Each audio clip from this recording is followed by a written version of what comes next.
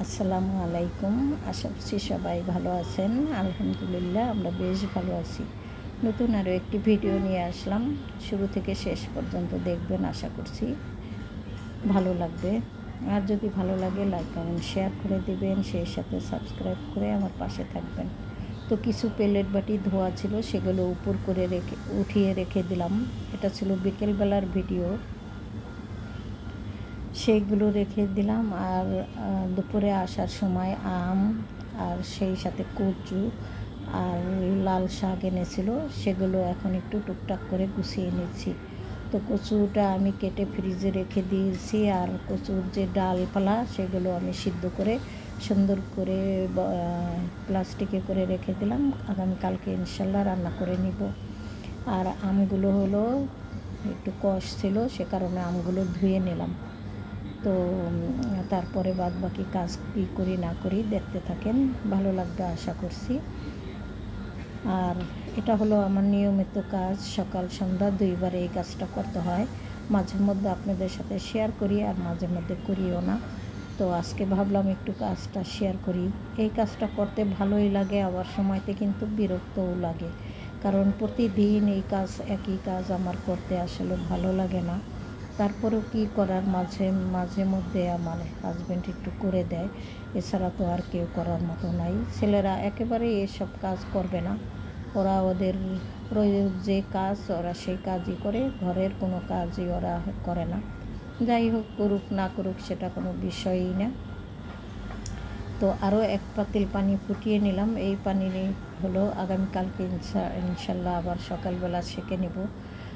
আর সন্ধ্যার পরে ভাবলাম টুকটাক গুছানো যখন হয়ে গেছে, তো শাকগুলো বেছে রেখে দিই, এতে করে অনেকটা কাজ এগিয়ে থাকবে।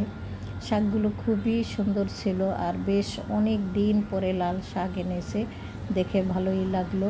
বেশ অনেক দিন যাবত লাল শাক খাওয়া হয় না, তো এখন আমি আর কি টুকটাক করে শাকটা বেছে রেখে দেব। শাকের ভিতরেও অনেক আবর্জনা ছিল, যেমন ঘাস, আবর্জনা বলতে ঘাস ছিল।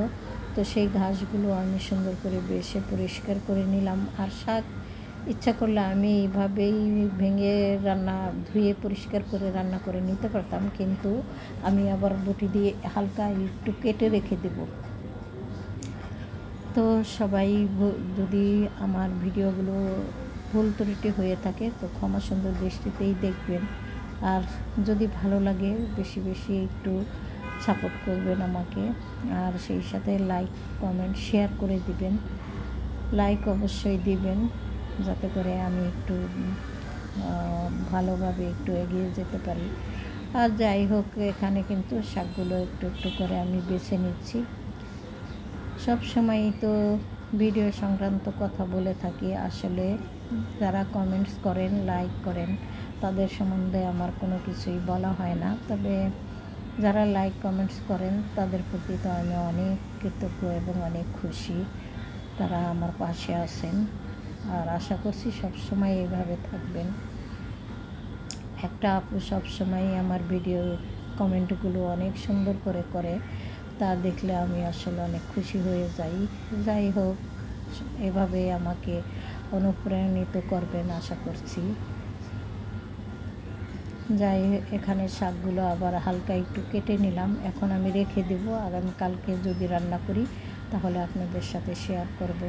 আর লাল শাক আমরা বাসায় অত বেশি একটা পছন্দ না করলেও আমার সাহেব কিন্তু প্রচণ্ড পছন্দ করে। আর লাস্টে একটু আম ধুয়ে রেখেছিলাম, একটা আম কেটে দিলাম সবাইকে, কারণ আমগুলো পাকা ছিল না, 2 দিন ঘরে থাকলে হয়তো পেকে যাবে। বেশ কিছু কাপড় ভিজিয়েছি, কিন্তু সেগুলো আর ধোয়া হলো না, রেখে দিতে হলো বাধ্যতামূলক, কারণ প্রচণ্ড বৃষ্টি দেখতেই পাচ্ছেন, হঠাৎই বৃষ্টি নেমে গেল। আর বিশেষ শরীরটা অত বেশি একটা ভালো না, তাই ভাবলাম আজকে থাক, আগামীকাল সকালবেলায় ধুয়ে নিব ইনশাল্লাহ। কিছুই করার নাই, শরীর স্বাস্থ্যের উপরে তো আর কিছু জোর খাটে না, জোর করে কোনো কিছুই করা যায় না। তো দেখতেই পাচ্ছেন আকাশ ভরা, কিন্তু প্রচণ্ড মেঘ, বৃষ্টি আরও হবে। আর সেই সাথে হালকা পাতলা ভালো বাতাসও আছে, আবার বাতাসে কিন্তু মেঘ ভেসেও যেতে পারে, বলা যায় না কোনো কিছুই। এখন কিন্তু হুটহাট বৃষ্টি নেমে পড়ে এবং হুটহাটই রোদ উঠে পড়ে। যত বৃষ্টি নামুক না কেন প্রচণ্ড গরম, গরম কিন্তু কমছেই না।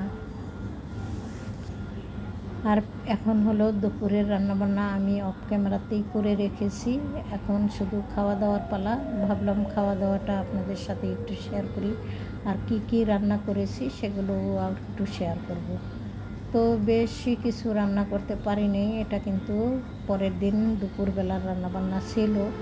তো আমি হলো ঘন ডাল রান্না করেছি, সেই সাথে কচু সেদ্ধ করে রেখেছিলাম, সেটা একটু ভুনা করে নিয়েছি, আর ডালপালাগুলো রান্না করে নিয়েছি। তো দেখতেই পাচ্ছেন এখানে কিন্তু কচু চাক চাক করে কেটে ভেজে ভুনা করেছি, মানে দো পেঁয়াজা, আর সেই সাথে হলো কচুর ডালপালাগুলো ভাজি করে নিয়েছি। তবে ইলিশ মাছ থাকলে ভালো হতো, তো ইলিশ মাছ তো আর বাসায় নেই।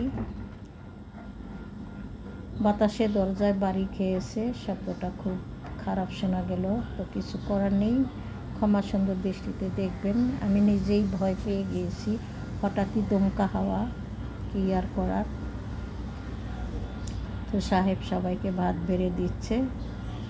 আপনাদের কাছ থেকে বিদায় নিয়ে নেই, আমরা খাবার খেতে থাকি, আপনারা ভিডিও শেষ পর্যন্ত দেখেন। ভুল ত্রুটি ক্ষমা সুন্দর দৃষ্টিতে দেখবেন। আল্লাহ হাফেজ, আসসালামু আলাইকুম।